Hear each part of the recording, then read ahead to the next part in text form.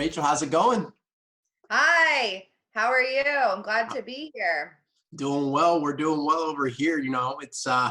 It's weird. This is week 4 for me in social quarantining, and it's time suck. It's weird. Rachel, just so our audience has some background, could you give us just a little bio of yourself, kind of what's going on in your life? I know you said you're an MBA program. Could you go a little bit deeper? Yeah, so I graduated from BC in 2010. This is our 10-year reunion year for myself and my peers.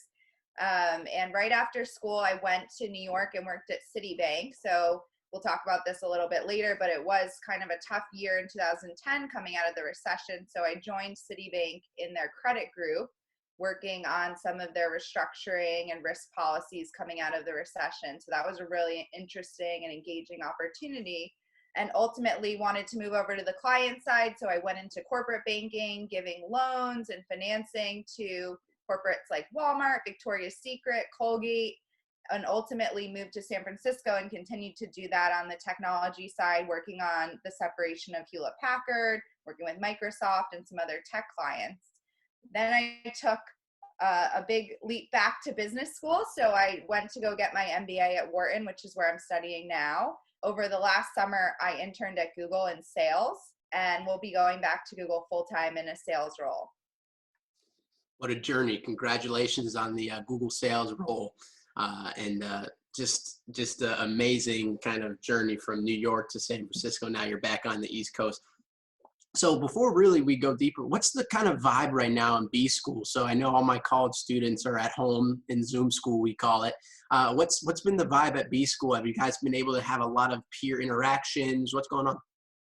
Yeah, it's been really great to see the community pull together interesting ways to meet. So we do a lot of Zoom calls. I have a Zoom trivia at 5:30 today. So very excited about that. And I've seen my peers do all kinds of different things. We have cohorts here at school. So there's a cohort of about 70. We made our own trivia about each other, and we gave that as a Zoom call so we could still have some social time. We've had all of our classes online. So I really think, and I would encourage the students to think of new ways to interact online. And I'm sure they're even more adept at that, being an undergrad, than us grad students are. They know how to get creative, that's for sure. And that's what you have to keep it. So good. I'm glad to hear. So let's pull back. Let's go back a little bit. Let's time travel back to when Rachel was a 21, 22-year-old at BC, graduating, coming into this unique job market. So now you said you started with Citi and credit risk. Could you kind of dive deeper? Why did you go there? What was the opportunity in that specific industry? Yeah, being in the seat I was in school, obviously we have a really amazing business school program at BC, and the reputation for the school really brings in some great employers in good times and in bad times. And so Citi was still coming to campus at that time. I didn't know much about credit risk, but I had some of the basic undergrad background in business. And so really used the opportunity to learn more about what that was, and dive into the interview and really showcase some of the things that I had worked on in school. And I think that was really helpful. So I think what I would encourage students to do from that standpoint is really not be afraid of exploring new opportunities. Certainly I hadn't heard of credit or credit risk when I applied for the role, and I really had to kind of think about it more in research. And I think that's something that everyone should be open to at this point in time, is just thinking about different paths and how different things can play out. Great. And so now when you're looking at it in the kind of market, the economy we have right now and where it's going, what is unique about maybe taking a role in restructuring or credit risk today, and how does that kind of pan out? Yeah, I would say really where I think it's just a lesser known industry, especially from the seat of a college student. So what we did in that role when I started as an analyst is we would look at deals that Citi or the bank are about to work on, and we would say, do we think that these companies, these large corporates, are credit worthy enough? Are they going to be able to pay us back when these loans are due? Or are they going to be able to restructure the loans when they come due? And then on top of that, we were putting together policies and procedures for the bank on how we should be making loans, how we should be thinking about our exposure. So it was really a unique and kind of new emerging field at that time, coming out of the restructuring, certainly there's always been a credit risk department, but how is that going to look going forward? And that's where I think there's going to be more opportunities, maybe in healthcare, maybe in continuing to be in credit or restructuring, as you look at where the economy is now, where the need is for more people, where the need is for really smart, great undergraduates to come out and work hard. And so I would encourage students to kind of see what's out there or see what areas need you, and then move from there as far as thinking differently and applying to those. Very insightful. So I'm a student and I'm looking at, like you said, the market, where it is, where it's going, and kind of look where the opportunity is. What gives me the confidence to go into maybe, a bank, but go into a new division or something that's kind of new, booming? And what gives me that confidence? Where did you develop that confidence to take that risk at such an early age? Yeah, I would say that's got to be the key for everybody right now looking for roles. And that's the same for my graduate student peers, as well as you guys in school, is that you have to use the BC network. All of us here that are alumni want to get emails, want to help you guys with whatever you need. If you're looking to break into an industry that we're in, we want to help you do that. And so I would say really it's important to leverage the network, the BC Alumni Network, to reach out to folks on LinkedIn if they're in a job that you really want to work in, even if you don't know them. Send them an email, see what happens. We've been doing that a lot in the grad school program, because we've really seen, and they've shown us research at school, that your first job, second job, a lot of it is through company contacts. So especially now where there's maybe not as many people or employers posting their roles online, it's really important to make that first step and take the initiative and reach out to companies and say, hey, I really want to work here. What does it take? Are you guys hiring? Do you think you'll be hiring? And asking, politely, and I'm happy to, we'll share my email at the end of this, and I'm happy to kind of work with students on how to craft those types of emails, make them appropriate, what kind of outreach makes sense, because I think that's really, really key in finding a job at this time. I think that's just very impactful. And just to say, we are in kind of this sweet spot where outreach is the best thing you can do, because everybody like us, we're in our apartments, we're at our houses, we're inside for most of the day, and we're interacting with the same few family members or, roommates that we have. And when you can break out of that mold and say, hey, a student reached out to me, yes, I want to talk to them. I'll talk to my wife, my husband, my children a little bit later. I want to do this right now. People are excited to do that. So really take advantage. So Rachel, could you move a little bit deeper? So you started in the credit risk, and then you eventually made a transition out west. What happened? How did you kind of see that and make that jump? And what was going on in your mind? Yeah, I'll say one of the really great opportunities about working with a large organization, whether it's city, whether it's a corporate, is that we had offices all around the world. And so once you get into a company and you establish yourself and really work hard, prove yourself in the role you're given, there's a lot of different opportunities that'll open up, whether it's you saying, hey, I'd love to, work in technology. Or for me, I was moving for personal reasons to the West Coast, and my team said, hey, we have an opening out there. We'd love for you to stay. And so there's always going to be different opportunities, and it's really up to you to say, hey, where will I learn the most?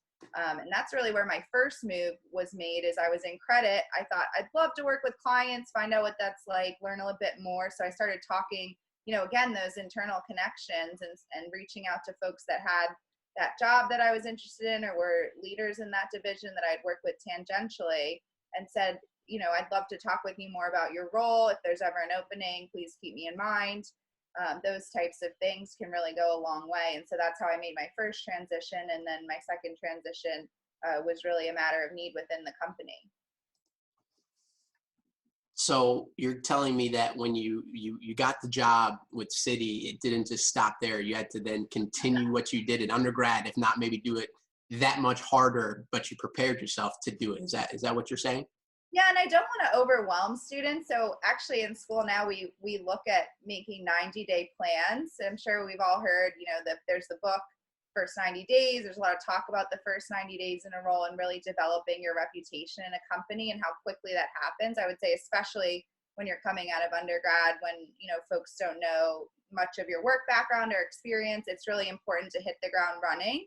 And I would say, so now in school, we've made these formal 90-day plans, and I think it's been extremely helpful. And it's something I might encourage the undergrad students to do as well, is just say, hey, when I get to this company, what am I going to do to prove myself, and kind of put it on paper so you can look back at it. And like you're saying, Drew, a big component of that is, who do I want to meet with? You know, this is a big, no matter what company you go to, you won't know everybody day one. So how do you start to know people? How do you know, your peers, your manager level folks, people outside the team you're on? And so I think really putting a formal structure, or just thinking a little bit about how you want to make those connections over time is really crucial. Absolutely, because once you get inside some of these big companies, people are willing to help. Now you just have to go like you did in undergrad. You have to go find them, and you have to go Yeah. have those coffee chats, those 15 minutes of, hey, I did stopping by your office to see what you do, and here if you need any help. I have some free time. So you're just picking up the hustle as you go. It never stops. It's just making it more targeted. So when you were out on the West Coast, what did you learn out there that said, hey, I need to go back to B school to, re-educate myself, or kind of get a different perspective, so that when I go to Google, I'm ready? Yeah, I would say really when I was out west, I saw a lot of that Silicon Valley hustle and entrepreneurial spirit. And so I really realized I wanted to go work at a tech company and really be on the client side. So I had been in a service role in banking, helping clients. I really loved working with them on their strategies. I loved helping them with their finances. But I was like, hey, I'd really love to work for a client and put some of this in place firsthand. And I realized that to do that, it would be extremely helpful to have my MBA. And so I went back to school. I've learned so much at school. I really would encourage students to think about getting an MBA, whether it's maybe, right out of school, a few years out of school, or in my case, I went back, 7 or 8 years out of school. And sometimes people think that their career has to be, really linear. I started as an analyst, become an associate, VP, et cetera, which is how it was moving for me at Citi. But I recognize that this step to business school would be really transformative and impactful. And although it's not, just continuing to move up the ladder at one company or shifting over to another company in the same role, it's an important part of my career journey. And so I would encourage students to think about all these different alternatives as opposed to kind of the traditional ladder. Could you go a little bit deeper into that? So that's a topic we want to kind of emphasize more, where you have the traditional model of, you join one company and you're there for multiple years and you climb linearly up the ladder. But what you just described there seems like it's kind of a newer trend that we see, in terms of you start somewhere, you kind of hone some skills, and then you jump across industry or to another company doing maybe a similar role but something different, and you're not necessarily climbing linearly, you're climbing and jumping as you go. What does that mean? What's that kind of journey like? Yeah, I think it can take different forms. So, for me, when I moved, for example, from New York to San Francisco, that was a lateral move. I was in the same title, different team, but I was gaining a whole different host of new experiences and skills, because instead of working with consumer companies, I was working with tech companies, and they viewed their finances differently. They viewed their strategies differently. So a lot of getting up to speed on those technology companies. But I would say that really it's important to always be revisiting your skill set and making sure that you're learning and challenging yourself. I think kind of what you're saying with the linear path, you can sometimes be stuck. Hey, I've been in the same role 2-3 years and doing kind of the same thing. But if you pushed yourself and moved to a new team, you might pick up totally new skills. You're drinking from the fire hose again. And ultimately, long term, that'll really pay off in the form of, now I have all these broad new skills that I maybe wouldn't have gained if I had stayed on that ladder path. Could you talk about how those skills have transferred across businesses, and now you're in B school, how it's kind of helped you in business school, and how you see it helping into the future? Yeah, so I would say, where I really see that the most is over the summer when I was working in sales at Google, and that's where I'm going to be going back full time. I really felt like, and my team recognized that I brought a different approach to the sales role coming from that finance background. So I really understood the companies that we were covering and selling to at Google from the financial strategic perspective, which is how many, many companies and executives are thinking, whether you're the marketing officer, the growth officer, you're coming back down to the numbers. You have to meet with the CFO at the end of the day and the CEO at the end of the day and explain what's going on from a financial standpoint. So even though you might think, oh, hey, how is banking or giving a loan to Walmart going to help you when you're selling ads at Google? All of these things in business come together. And so those unique experiences really, transform your career in ways that you might not expect at the time. And I see that with my friends and peers too. They maybe started in one industry. I hear the story of Sarah Blakely that invented Spanx. She said, I used to sell fax machines door to door. And that actually helped me to create Spanx in a way because I was used to failure. And so when time came to be selling Spanx, pushing Spanx, instead of quitting when I got no, I continued. And so now she has this multi-billion-dollar business. And so you hear stories like that again and again. And I want to bring that a little bit more visibility to those types of things because I really see it in my career and others' careers. Love it. So let's kind of transition because I know that you are big into giving back and lifting as you climb. And right now being in business school, you get to interact with undergraduates. Could you kind of talk to me when they come up and ask you about your career journey or kind of advice that they can take that's actionable for their lives? What do you like to tell them? What do you like to give them guidance on? Every single alum that I know from BC wants to chat with you, wants to help you. So I would say get on the alumni network and find out, just look for people that have jobs that you find interesting or jobs that, you might find interesting or you want to know about. And reach out and ask for 15 minutes. It's really not much in any of our days, 15 minutes to talk with you about whatever you're interested in or help you with your career path. So that's one big piece of advice. And then I think I would also tell people when you're starting your job, it's really important, like we talked about the 90 days, but just hit the ground running and say, how can I help? And Drew mentioned that, everyone you meet, how can you be helpful to them? How can you make your manager look good? How can you make your team look good? What do you need to be doing? And constantly keeping an open communication with your team, with your managers, and let them know what your goals are. Amazing. And I really want to emphasize those points because Rachel's doing it and she's doing very well. So I'm excited for our students to hear this. Excellent. Yeah, I love it. Good. Rachel, since you're a BC alumni, this is my personal favorite section, the once an eagle, always an eagle. Are you ready? Oh, I love this. Yeah. Great. So we'll start easy. When, we'll start with it's about 1:30 a.m. Saturday night. You had a nice night out. You're with your girls. You're with the girls going back to campus and you stop at Lower Live before it closes. What are you ordering? Definitely the chicken tenders. Although I feel like I graduated 10 years ago, so I don't even know if the late night food is the same, but I would hope that it's the same. They still have it. It's rock and roll. And I don't know what exactly it's like, but when I was there, they still had it. Love it. That's great. And last but not least, favorite professor, administrator, staff at BC. Oh my gosh, everyone was great. It's really hard to pick a favorite. I mean, I just say time and again, especially, going to two schools now and I'm at Penn, I just think so fondly, reflect fondly on my time at BC and really that every single person, whether it's the career management team, the dean's offices, we're all always looking out for students. And I just found it was an extremely special time and a great place to go to school. And I wouldn't trade my BC experience for anything. It was just, such a special place. So I hope that everyone listening is enjoying their time at BC and really makes the most of it. World class. I agree. Rachel, what's the best way students can get in contact with you if this conversation resonated, if they want to learn more about B School, about Google, about banking? What's the best way for them to reach out to you? Yeah, I'll include my email.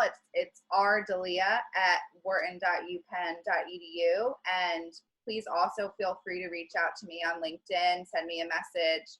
I'm happy to help you if you are interested in anything that I'm working on or can point you to some of my peers or others that I know that are in fields you're looking to go into. But I will say, even though it is a tough time, there's still a lot of opportunity out there, and you can start your career in a great way. And I and my peers and the other alums are happy to help you do that. Excellent, Rachel. Really appreciate the time and really excited to see what you do in the near future. So I'll make sure I keep in touch, and I'll get some students to talk to you too, okay? Thanks so much, Drew. Have a great day. You too. Bye. Bye.